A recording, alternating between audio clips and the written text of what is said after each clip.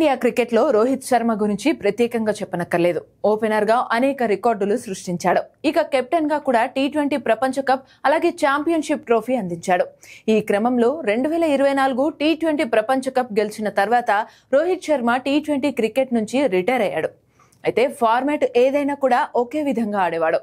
అతని దూకుడు బ్యాటింగ్ తో చాలా మ్యాచ్లలో టీమిండియాను విజయపథంలో నడిపించాడు.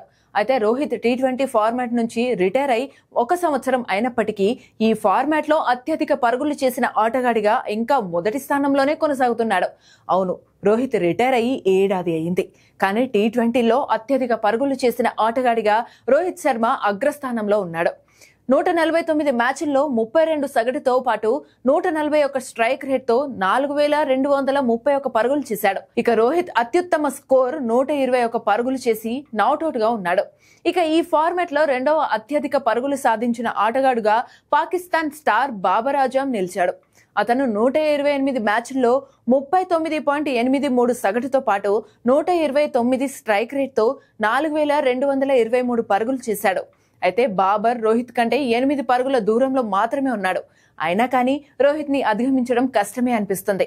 ఎందుకంటే బాబర్ ప్రస్తుతం పాకిస్తాన్ టీ20 జట్టు నుంచి పూర్తిగా దూరంగా ఉన్నాడు. అలాగే 2025 ఆసియా కప్ జట్టులో కూడా లేడు. దీంతో రోహిత్ నెంబర్ 1 గా ఉన్నాడు.